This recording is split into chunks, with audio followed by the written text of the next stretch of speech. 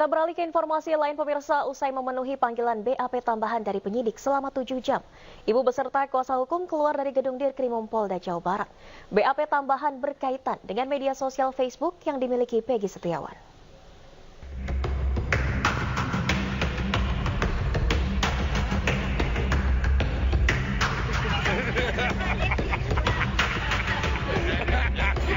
Setelah hampir 7 jam, ibu dan kuasa hukum Peggy keluar dari gedung Dirkrimum Polda Jawa Barat. Mereka hadir mendampingi Peggy memenuhi panggilan BAP tambahan penyidik Mako Polda Jawa Barat. Ada 28 pertanyaan dilayangkan pada Peggy dalam tambahan BAP yang ditanyakan oleh penyidik kali ini. Pemeriksaan BAP tambahan meliputi tentang keterkaitan Peggy dengan teman di media sosial Facebook. Kuasa hukum Peggy menegaskan tidak ada keterkaitan teman Facebook Peggy dengan tragedi 27 Agustus 2016 lalu di Cirebon. Saya ulangi, disita oleh pihak kepolisian, mungkin dijadikan barang bukti. Nah, ternyata di dalam HP itu kan ada akun Facebook, yang mana akun Facebook itu adalah milik Peggy Setiawan. Di dalamnya Peggy Setiawan banyak berteman, tetapi ternyata pertemanan itu tidak ada kaitan dengan peristiwa ini. Karena teman-teman yang ada di Facebook Peggy itu tidak ada kaitan dengan peristiwa tahun 2016, apalagi dengan para terpidana. Tidak ada satupun. Di sela BAP tambahan, Ibu Peggy Kartini membawakan Peggy makanan dan memastikan kondisi putranya sehat. Ibu Peggy juga mengucapkan terima kasih ke Presiden Joko Widodo yang memberikan dukungan untuk keadilan. Kepada Pak Presiden, dia mengucapkan banyak terima kasih atas dukungannya selama ini ke dia, atas semua simpatiknya pada Peggy. Peggy mengucapkan banyak terima kasih kepada seluruh rakyat Indonesia dan netizen-netizen, juga kepada PH-PH-nya Peggy, gitu aja. Peggy-nya sehat, Bu? Alhamdulillah sehat. Tadi bawa apa aja, Bu? Bawa apa aja, Bu, tadi? Cuma bawa itu makan kesukaannya Peggy, orek kering sama tempe sambal, nasi sama ayam.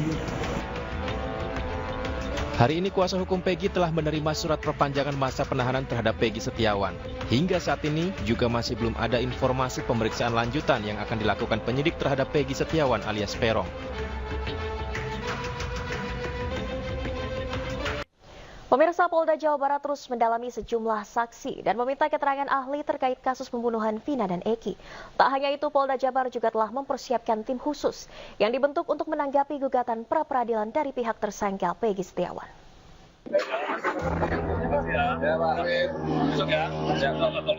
Polda Jawa Barat memastikan proses penyidikan atas tersangka Peggy Setiawan akan terus dilanjutkan. Beberapa keterangan tambahan telah berhasil dikumpulkan dari saksi-saksi yang telah didatangkan sejak Senin lalu.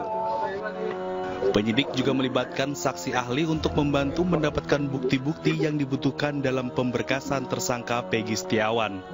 Saksi tambahan dari pihak keluarga serta rekan-rekan Peggy pun mulai lengkap. Tak hanya itu, Polda Jawa Barat juga telah mempersiapkan tim yang khusus dibentuk untuk menanggapi gugatan pra-peradilan dari pihak tersangka Peggy Setiawan.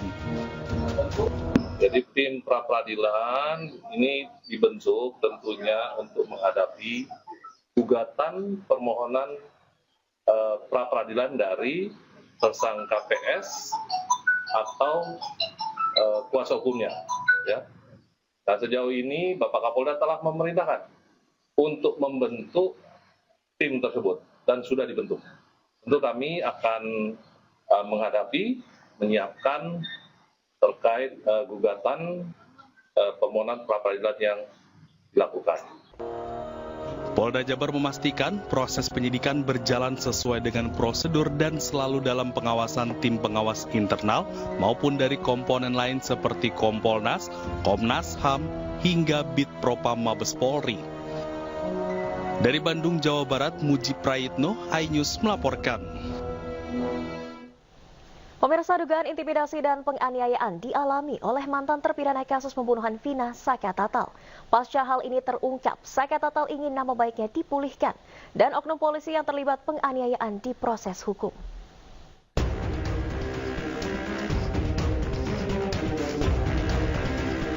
Benang kusut kasus pembunuhan Vina dan Eki perlahan mulai terkuak. Seiring berjalannya waktu, fakta baru bermunculan. Salah satu fakta yang menyita perhatian publik adalah keterangan dari mantan terpidana kasus Vina, Saka Tatal, yang mengklaim kerap mendapat perlakuan kasar, intimidasi, dan penyiksaan dari oknum polisi. Fakta itu terungkap setelah Saka memberikan keterangan dalam program Rakyat Bersuara iNews beberapa waktu lalu. Saka emang kasih makan, tapi ngasih makannya nggak sewajarnya, dilempar di lantai. Kalau nggak dimakan, bakal dipukulin lagi. Jadi piring berisi nasi dan lauknya? Bukan piring, jadi nasi bungkus. Nasi bungkus? Waktu di Polresta itu. Sudah dibuka karetnya, dilempar? Dilempar. Jadi berantakan? Nasi berantakan di lantai. Dan Saka makan dari lantai itu? Iya. Kalau nggak dimakan, dipukulin lagi. Minum dikasih? Minum juga pernah sempat dikasih air kencing, suruh diminum. Mohon maaf? Air kencing. Air kencing siapa? Polisi nggak tahu dari mana itu. Taunya dari mana kalau itu air kencing? Orang saya yang ngerasain, diputerin semua. Dan Saka minum? Saka minum tapi dibuang lagi, dimuntahin, nggak bisa. Tapi sempat masuk mulut dimuntahin? Iya. Kalau saya pribadi, saya Pak, kepengen nama baik saya bersih lagi kayak dulu lagi. Minta keadilan. Minta keadilannya aja. Sama yang nggak bersalah tuh keluarin. Jangan menanggung beban orang yang nggak melakukan apapun yang dituduhkan. Sementara itu, Polda Jawa Barat mengatakan proses penyelidikan terhadap dugaan penyalahgunaan wewenang hingga terjadinya kekerasan kepada Saka Tatal terus dilakukan oleh tim gabungan. Tim dari Kompolnas dan Komnas HAM juga telah mendatangi Polda Jawa Barat untuk menyelidiki dugaan adanya penyiksaan.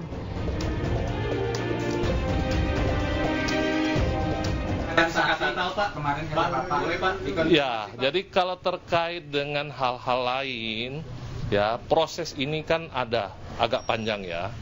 Di proses 2016, ya itu sudah kita sama-sama ketahui sudah inkrah. Nah, tentu kalaupun ada tindakan-tindakan lain yang unprosedural, ya itu sudah dilakukan pemeriksaan oleh tim-tim yang sudah datang mengunjungi kami, baik dari pengawas internal maupun pengawas eksternal dari Kompolnas dan Komnas HAM. Hasilnya seperti apa? Silakan rekan-rekan bertanya kepada tim yang telah melakukan pendalaman. Hingga kini proses penyelidikan masih berlanjut di tengah sorotan publik terhadap banyaknya kejanggalan yang terjadi pada kasus pembunuhan Vina dan Eki. Tim Liputan iNews melaporkan. Presiden Joko Widodo diminta turun tangan agar pengusutan kasus pembunuhan Vina bisa berjalan. Tim kuasa hukum keluarga Vina juga meminta Presiden membentuk tim pencari fakta.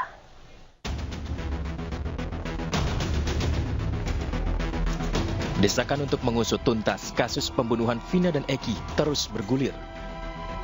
Tak hanya menuntut polisi bekerja secara profesional dalam mengungkap kasus ini, namun banyak pihak meminta Presiden Joko Widodo turun tangan dalam kasus Vina.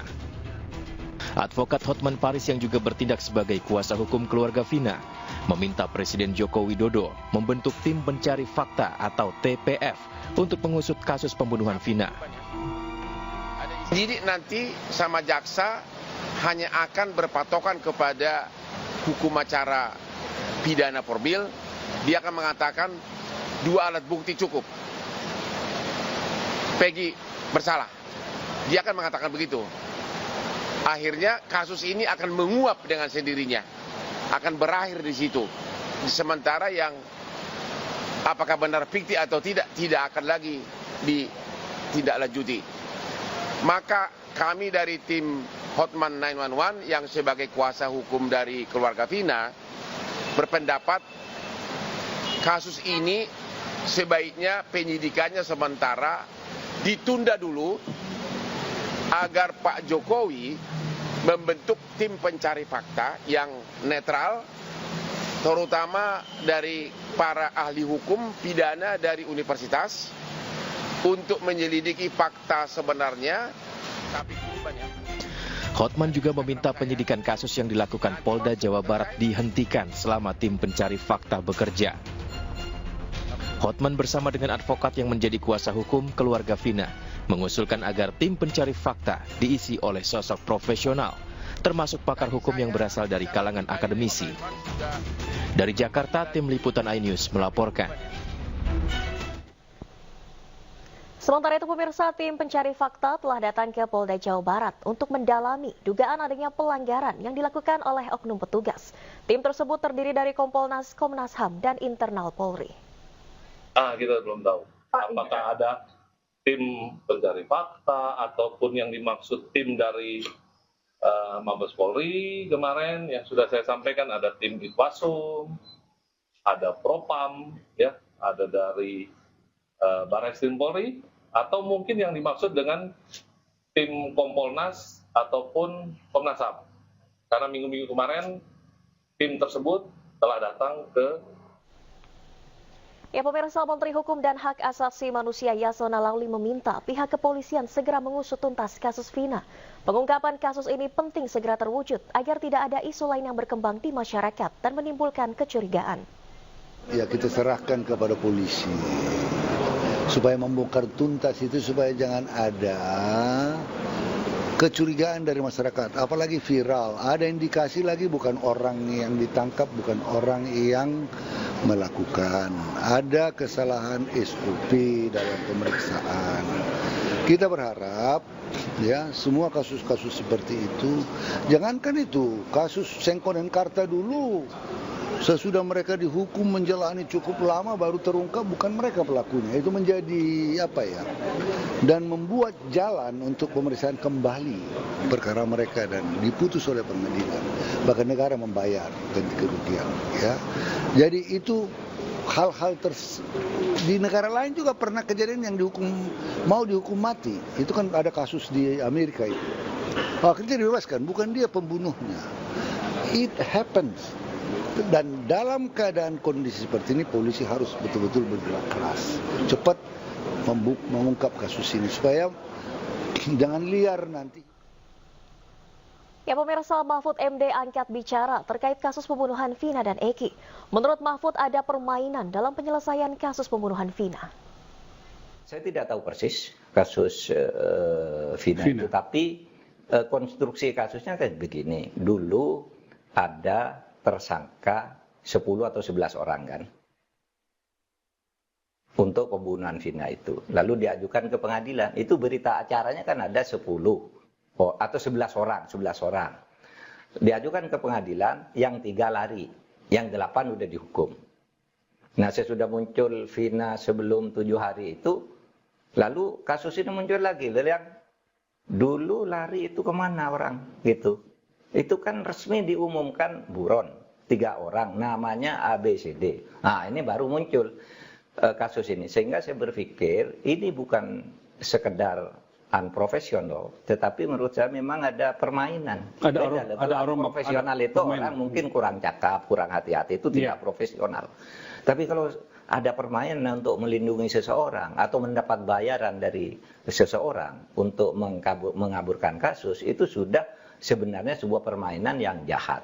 Nah, saya cenderung ini lebih dari unprofesional. Ya, ada permainan. Kenapa? Dulu dia hadirkan 8 karena katanya yang 3 sudah lari. 8 sudah dihukum penjara. Kalau tidak salah ada yang dihukum seumur hidup ya. Yeah. Hukumannya panjang-panjang. Lalu yang 3 ini dilupakan sampai 8 tahun muncul lagi. Dan muncul di film sekarang. Baru muncul di film, baru orang. Ya pemirsa, kasus pembunuhan sejoli Vina dan Eki memasuki rentetan cerita baru. Ketika polisi menangkap buronan Peggy Setiawan, kasus pembunuhan Vina justru semakin diselimuti misteri.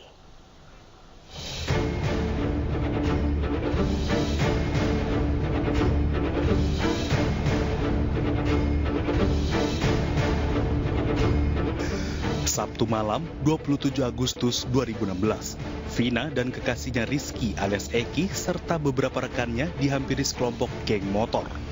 Nahas, Vina dan Eki terjatuh sementara rekan-rekannya berhasil menyelamatkan diri. Keduanya lalu dianiaya hingga tewas. Bahkan, Vina diperkosa sebelum dibunuh. Jasad kedua korban lalu dibuang ke bawah flyover dan dibuat seolah-olah sebagai korban kecelakaan lalu lintas. Atas kejadian ini, keluarga Vina menemukan kejanggalan pada luka di sekujur tubuh gadis berusia 16 tahun itu. Polisi kemudian melanjutkan penyelidikan hingga diketahui Vina dan Eki meninggal dunia akibat kebrutalan geng motor. Polisi menyebut ada 11 pelaku yang terlibat. 8 pelaku berhasil ditangkap, 7 diantaranya dijatuhkan hukuman penjara seumur hidup, sementara 1 pelaku masih di bawah umur, divonis 8 tahun penjara. Namun, 3 pelaku lainnya masih buron hingga bertahun-tahun kemudian. 3 pelaku yang masuk dalam daftar pencarian orang di kepolisian adalah Andi, Dani, dan Peggy alias Perok yang disebut-sebut sebagai dalang pembunuhan Vina dan Eki. 8 tahun berlalu, kasus ini kembali viral. Peggy alias Perok yang berprofesi sebagai pekerja bangunan diringkus polisi di Bandung, Jawa Barat. Pasca penangkapan Peggy, polisi meralat jumlah DPO kasus Vina. Jika sebelumnya polisi menyebut ada 3 pelaku yang buron, kini polisi menegaskan DPO kasus Vina hanya 1 orang, yaitu Peggy. Polisi menekankan tidak ada lagi pelaku lain selain Peggy. Sementara itu, Peggy mengaku dirinya difitnah dan berkata dirinya tidak pernah terlibat dalam kasus pembunuhan sadis Vina dan Eki. Sementara Saka Tatal, terpidana kasus pembunuhan Vina dan Eki yang sudah bebas, mengaku dirinya menjadi korban salah tangkap oleh kepolisian. Ia membantah keras tuduhan yang menyebut dirinya membunuh almarhum Vina dan Eki. Padahal Saka tidak mengenal Vina dan Eki. Saka pun mengaku tidak pernah terlibat dengan geng motor. Tidak hanya Saka, 5 terpidana dalam kasus pembunuhan sejoli Vina dan Eki juga mempertanyakan penyidikan polisi yang dinilai janggal. Selain itu, Saka Tatal juga melaporkan 3 saksi yaitu AF, Dede, dan Liga Akbar karena kesaksiannya dinilai memberatkan Saka ke Mapolres Cirebon Kota, Jawa Barat. Lalu sampai kapan Lika-liku kasus pembunuhan Vina dan Eki akan menemukan titik terang? Tim Liputan iNews melaporkan.